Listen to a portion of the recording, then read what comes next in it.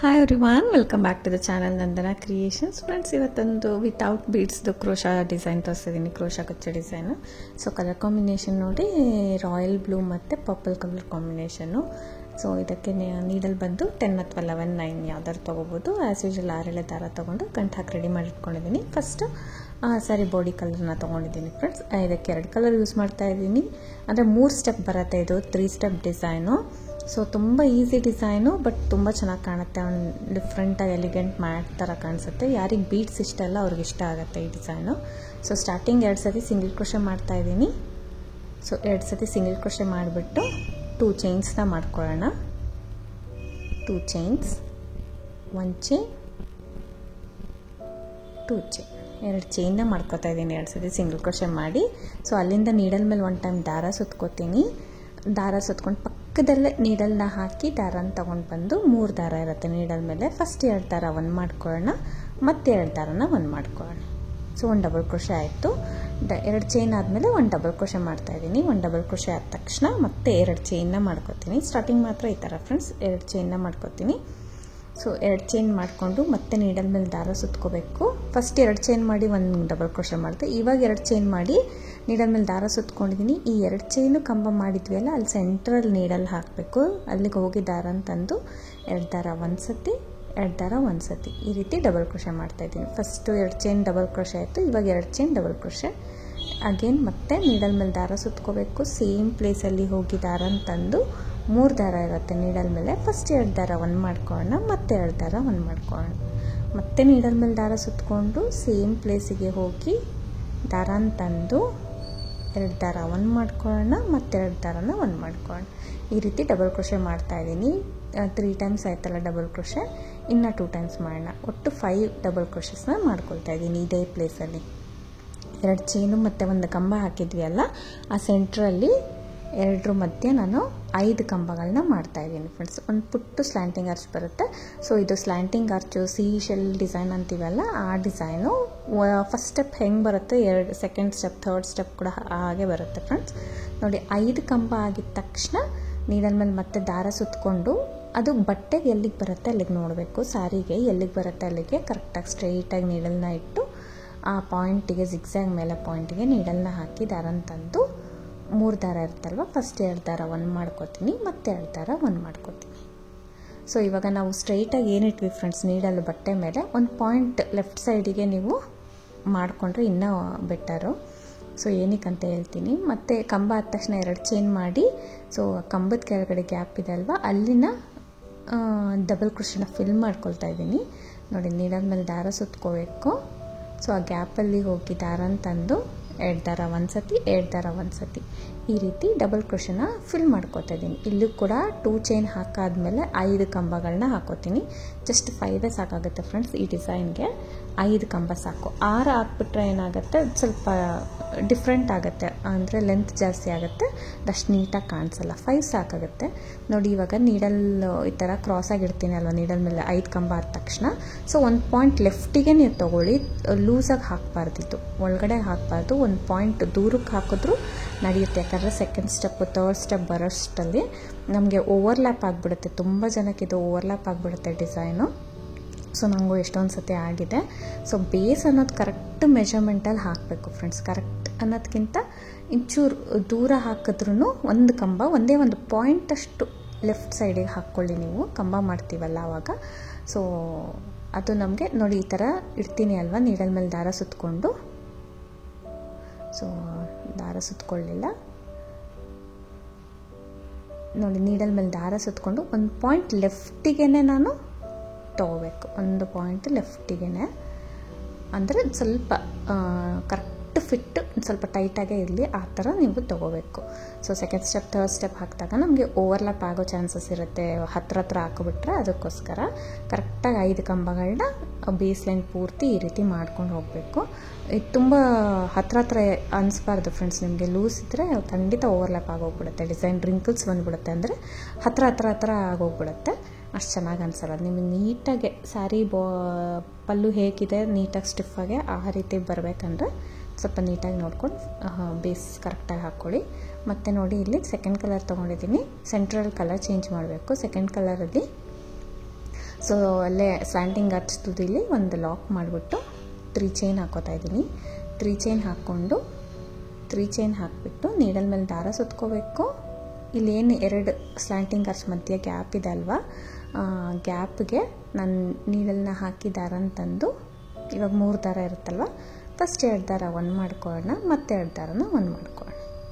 So starting single crochet ಮಾಡಿ 3 chain ಹಾಕಿದ್ದೀನಿ. 3 chain ಹಾಕಿ 2 mini arch mini arch ಸೆಂಟ್ರಲ್ಲಿ ನಾನೊಂದು ಕಂಬ ಮಾಡಿಬಿಟ್ಟು ಅಲ್ಲಿಂದ 2 ಚೈನ್ ಹಾಕಿ ಮತ್ತೆ ಕಂಬಗಳನ್ನ ಸ್ಟಾರ್ಟ್ ಮಾಡ್ತಾಯಿದ್ದೀನಿ. 5 ಕಂಬ ಮಾಡ್ಕೊಳ್ತಾ ಇದ್ದೀನಿ ಫ್ರೆಂಡ್ಸ್. ನೀಡಲ್ ಮೇಲೆ ದಾರ ಸುತ್ಕೋಬೇಕು.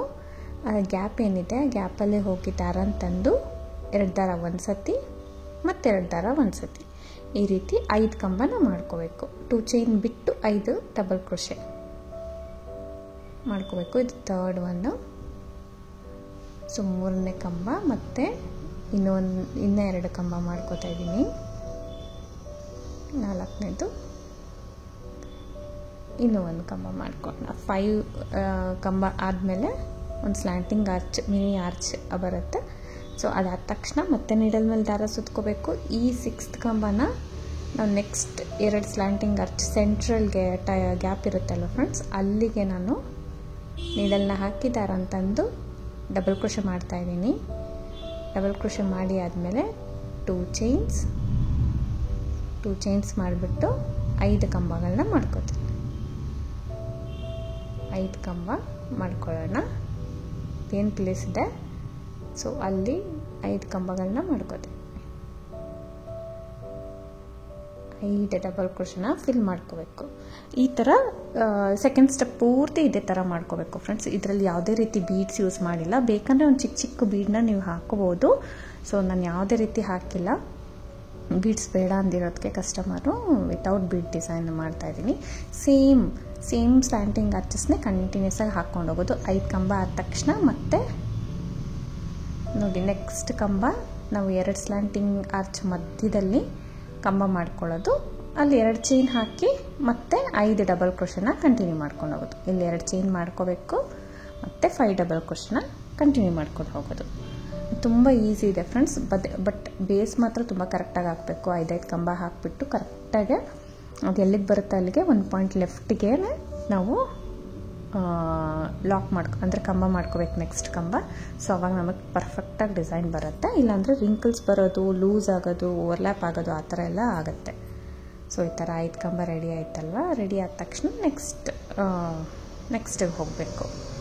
ಇದೇ ರೀತಿ ಪೂರ್ತಿ ಸೆಕೆಂಡ್ ಲೈನ್ ಕೂಡ ಮಾಡ್ಕೊಂಡು ಹೋಗೋಣ. ಸೊ 2 ಸ್ಲ್ಯಾಂಟಿಂಗ್ ಆರ್ಚ್ ಮಧ್ಯೆ 1 ಸ್ಲ್ಯಾಂಟಿಂಗ್ ಆರ್ಚ್ ಬರುತ್ತೆ. ಇದು ಸೆಲ್ ಡಿಸೈನ್ ಫ್ರೆಂಡ್ಸ್. ಇದು 3 ಸ್ಟೆಪ್ಸ್ ಸೇಮ್ ಥರ ಬರುತ್ತೆ. ಸೊ ಬೇಕಂದರೆ ನಿಮ್ಗೆ ಲಾಸ್ಟ್ ಸ್ಟೆಪ್ ಕೂಡ ನೀವು ಚೇಂಜ್ ಮಾಡ್ಕೋಬೋದು, ಆರ್ಚ್ ಮಾಡ್ಕೋಬೋದು, ಅಥವಾ ಏನಾದರೂ ವಿ ಶೇಪ್ ಡಿಸೈನ್ ಮಾಡ್ಕೋಬೋದು. ಸೊ ಇಲ್ಲಾಂದರೆ ಹೀಗೆ ಕೂಡ ಹಾಕ್ಕೋಬೋದು. ನೋಡಿ ಇದು ಇಷ್ಟ ಆಯ್ತಲ್ಲ, ಇದನ್ನು ಕಂಟಿನ್ಯೂಸ್ ಆಗಿ ಹಾಕ್ಕೊಂಡು ಹೋಗೋಣ. ಹಾಕ್ಕೊಂಡು ಹೋಗ್ಬಿಟ್ಟು ಲಾಸ್ಟ್ ಸ್ಟೆಪ್ಪು ಕೂಡ ನಾವು ನೇವಿ ಬ್ಲೂ ಅಲ್ಲೇ ತೊಗೋಬೇಕು. Navy blue, royal blue mix type ಇದೆ colour. So last step blue ಅಲ್ಲೇ ತೊಗೊಳ್ಳೋಣ. ಈ ಥರ ಕಾಣಿಸ್ತಾ ಇದೆ ಫ್ರೆಂಡ್ಸ್. ಸೆಕೆಂಡ್ ಸ್ಟೆಪ್ಪಿಗೆ ನೀವು ಸ್ಟಾರ್ಟ್ ಮಾಡ್ಬೋದು, ಇದಕ್ಕೆ ಕುಚ್ಚು ಕಟ್ಕೋಬೋದು ಬೇಕಂದರೆ. ಸೊ ಇಲ್ಲಾಂದರೆ ನಿಮ್ಗೆ ಇನ್ನೂ ಒಂದು ಸ್ಟೆಪ್ ಬೇಕಂದರೆ ನೆಕ್ಸ್ಟ್ ಸ್ಟೆಪ್ಪು ಕೂಡ ಹಾಕೋಬೋದು. ನೆಕ್ಸ್ಟ್ ಸ್ಟೆಪ್ ಬಂದು ಮತ್ತೆ ಕಲರ್ ಚೇಂಜ್ ಮಾಡಬೇಕು. ಬ್ಲೂ ಕಲರಲ್ಲೇ ಮಾಡ್ತಾಯಿದ್ದೀನಿ. ಸೊ ಸ್ಟಾರ್ಟ್ ಮಾಡೋಣ. ಇಲ್ಲೂ ಅಷ್ಟೇ ಕೂಡ ನೋಡಿ ಸ್ಲ್ಯಾಂಟಿಂಗ್ ಆರ್ಚಿಂದನೇ ತೊಗೋಬೋದು. ತುಂಬ ದೂರ ಅನಿಸ್ಬಿಡುತ್ತೆ, ಗ್ಯಾಪ್ ಅನಿಸ್ಬಿಡುತ್ತೆ ಅಂದ್ಬಿಟ್ಟು ನಾನು ಇಲ್ಲಿ ಬೇಸಿಂದ ತೊಗೋತಾ ಇದ್ದೀನಿ. ಬೇಸ್ ಸ್ಲ್ಯಾಂಟಿಂಗ್ ಆರ್ಚ್ ಇದೆ ಅಲ್ವಾ, ಅಲ್ಲೇನಿದೆ ಅಲ್ಲಿ ಸಿಂಗಲ್ ಕ್ರೋಶೆ ಮಾಡ್ತಾಯಿದ್ದೀನಿ. ಅಲ್ಲಿ ಸಿಂಗಲ್ ಕ್ರೋಶೆ ಮಾಡಿ ಚೈನ್ಸ್ ಹಾಕ್ಕೊಳ್ಳೋಣ. ಇವಾಗ ಅಲ್ಲಿ ಸಿಂಗಲ್ ಕ್ರೋಶೆ ಮಾಡಿ 3 ಚೈನ್ನ ಹಾಕ್ಕೊಂಡು 2 ಚೈನ್ ಹಾಕಿಬಿಟ್ಟು ಇಲ್ಲಿ ಕಾರ್ನರ್ ಟಿಪ್ಪಲ್ಲೇ ನಾನು 2 ಚೈನ್ ಇರುತ್ತಲ್ಲ ಆಲ್ರೆಡಿ, ಆ 2 ಚೈನ್ ಗ್ಯಾಪಲ್ಲಿ ಲಾಕ್ ಮಾಡ್ಕೊಳ್ತಾ ಇದ್ದೀನಿ. ಲಾಕ್ ಮಾಡಿಕೊಂಡು ಅಲ್ಲಿಂದ 2 ಚೈನ್ಸ್ ಹಾಕಿ ನೀಡಲ್ ಮೇಲೆ ದಾರ ಸುತ್ಕೋಬೇಕು. ದಾರ ಸುತ್ಕೊಂಡು ಇವಾಗ ನೆಕ್ಸ್ಟ್ 2 ಆರ್ಚ್ಗಳ ಮಧ್ಯೆ 1 ಕಂಬ ಹಾಕೋತಾ ಇದ್ದೀನಿ. 1 ಕಂಬ ಹಾಕೊಳ್ತಾ ಇದ್ದೀನಿ. 1 ಡಬಲ್ ಕ್ರೋಶೆ ಮಾಡಿ 2 ಚೈನ್ ಮಾಡೋಣ. 2 ಚೈನ್ ಮಾಡಿ ಈ ಪ್ಲೇಸಿಗೆ 5 ಡಬಲ್ ಕ್ರೋಶನ ಫಿಲ್ ಮಾಡ್ಕೋಬೇಕು.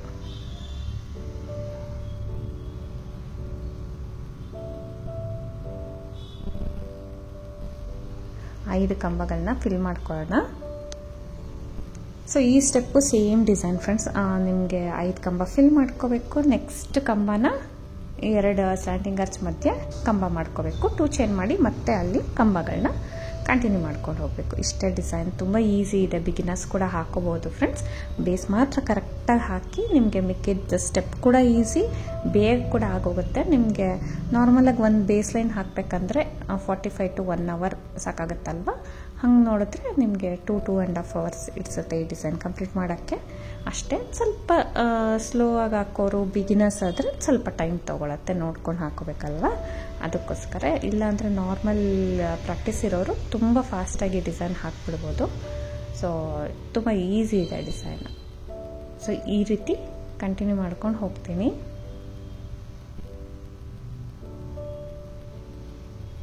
ನೆಕ್ಸ್ಟ್ 2 ಸ್ಲ್ಯಾಂಟಿಂಗ್ ಆರ್ಚ್ ಮಧ್ಯ ಒಂದು ಕಂಬ ಈ ರೀತಿ ಹಾಕ್ಕೊಂಡು ಹೋಗೋಣ. ನಿಮ್ಗೆ ಸ್ಟಾರ್ಟಿಂಗು ಅಷ್ಟೇ, ಎಂಡಿಂಗು ನೀಟಾಗಿ ಫಿನಿಶಿಂಗ್ ಬರುತ್ತೆ.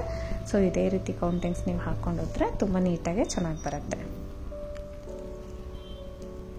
ಸೊ ಇದು ಕಂಟಿನ್ಯೂಸ್ ಆಗಿ ಹಾಕ್ಕೊಂಡು ಹೋದರೆ ನೋಡಿ ಫ್ರೆಂಡ್ಸ್, 2 ಸ್ಟೆಪ್ಪಲ್ಲೂ ಸ್ಟಾಪ್ ಮಾಡ್ಬೋದು ಬೇಕಂದರೆ, ಇಲ್ಲ 3rd ಸ್ಟೆಪ್ ಬೇಕಂದರೆ 3rd ಸ್ಟೆಪ್ ಕೂಡ ನೀವು ಹಾಕ್ಕೋಬೋದು. ಈ ರೀತಿ ಕಾಣಿಸ್ತಾ ಇದೆ. ಯಾವುದೇ ಒಂದು ಬೀಡ್ಸ್ ಯೂಸ್ ಮಾಡಿಲ್ಲ. ಲಾಸ್ಟ್ ಸ್ಟೆಪ್ಪಲ್ಲಿ ಬೇಕಂದರೆ ನೀವು ದಾರಕ್ಕೆ ಬೀಡ್ಸ್ನ ಪೋಣಿಸ್ಕೊಂಡು ಒಂದು ಕ್ರೋಶ ಅಂದರೆ ಒಂದು ಆರ್ಚ್ ಮೇಲೆ ಒಂದು ಬೀಡ್ ಬರೋ ಥರ ಮಾಡ್ಕೋಬೋದು. ತುಂಬ ಚೆನ್ನಾಗಿ ಕಾಣಿಸುತ್ತೆ. ಬೀಡ್ ಬೇಡ ಅಂದಿದ್ದಕ್ಕೆ ಕಸ್ಟಮರು ನಾನು ಹಾಗೆ ಕುಚ್ಚು ಕಟ್ಟಿದ್ದೀನಿ, ಹೀಗೆ ಕಂಪ್ಲೀಟ್ ಮಾಡಿಬಿಟ್ಟು. ಸೊ ಪುಟ್ಟು ಕುಚ್ಚು ಫ್ರೆಂಡ್ಸ್, ಬೇಬಿ ಕುಚ್ಚು. 5 ಆರ್ಚಿಗೆ ಒಂದು ಕುಚ್ಚು ಪ್ಲೇಸ್ ಮಾಡಿದ್ದೀನಿ. ತುಂಬ ಥ್ರೆಡ್ ಕೂಡ ಸುತ್ಕೋಬಾರ್ದು. ಯಾವಾಗಲೂ ನಾವು ನಾರ್ಮಲ್ 120-130 ಸುತ್ತೀವಿ ಅಲ್ವಾ, ಇದು ಜಸ್ಟ್ 80 ಸುತ್ಕೊಂಡಿದ್ದೀನಿ ನಾನು. 87 ದಾರನ ಸುತ್ತಬಿಟ್ಟು ಕುಚ್ಚು ಮಾಡಿದ್ದೀನಿ. ತುಂಬ ಪುಟ್ಟದಾಗಿ ಕಟ್ಟಿರೋದು. ಅಂದರೆ ಆ ಥರ ಕುಚ್ಚನೇ ಇದಕ್ಕೆ ಸೂಟ್ ಆಗುತ್ತೆ. ತುಂಬ ತಿಕ್ಕಾಗಿ ಹಾಕೋದ್ರೆ ಮತ್ತೆ ಓವರ್ಲ್ಯಾಪ್ ಆಗಿಬಿಡುತ್ತೆ, ಅಲ್ಲಿ ಸ್ಪೇಸ್ ಇರೋದಿಲ್ಲ ಅಲ್ವಾ. ಸೊ ನಾವು ತಿಕ್ಕ ಕುಚ್ಚು ಮಾಡೋಕ್ಕೋದ್ರೆ ನಮಗೆ ಓವರ್ಲ್ಯಾಪ್ ಆಗುತ್ತೆ. ಸೊ ಅದಕ್ಕೋಸ್ಕರ ತಿನ್ನಾಗಿ ಮಾಡ್ಕೊಳ್ಳಿ ಬೇಬಿ ಕುಚ್ಚು. ತುಂಬ ನೀಟಾಗಿ ಬರುತ್ತೆ ನೋಡಿ. ಡಿಸೈನ್ ಎಷ್ಟು ನೀಟಾಗಿ ಪರ್ಫೆಕ್ಟಾಗಿ ಬಂದಿದೆ. ಒಂದು ಕಡೆ ಓವರ್ಲ್ಯಾಪ್ ಇಲ್ಲ, ಲೂಸ್ ಇಲ್ಲ. ಸೊ ಇದೇ ಕೌಂಟಿಂಗ್ಸಲ್ಲಿ ಹಾಕಿ ಹೀಗೆ ತುಂಬ ಚೆನ್ನಾಗಿ ಬರುತ್ತೆ. ನಿಮ್ಗೆ ಇಷ್ಟ ಆಗಿದೆ ಅಂದ್ಕೊಳ್ತೀನಿ ಫ್ರೆಂಡ್ಸ್. ಇಷ್ಟ ಆಗಿದ್ರೆ ಖಂಡಿತ ಲೈಕ್ ಕೊಡಿ. ಹೊಸೊಬ್ರು ನೋಡ್ತಾ ಇದ್ರೆ ಪ್ಲೀಸ್ ಸಬ್ಸ್ಕ್ರೈಬ್ ಮಾಡಿ, ಸಪೋರ್ಟ್ ಮಾಡಿ. ಇದಕ್ಕೆ ಪ್ರೈಸ್ ಬಂದು ಫ್ರೆಂಡ್ಸ್ 650 ಅರೌಂಡ್ ಚಾರ್ಜ್ ಮಾಡ್ತೀವಿ. ಕಡಿಮೆ ಜಾಸ್ತಿ ಪ್ಲೇಸಸ್ ಡಿಪೆಂಡ್ ಆಗುತ್ತೆ. Thank you for watching friends. Thank you.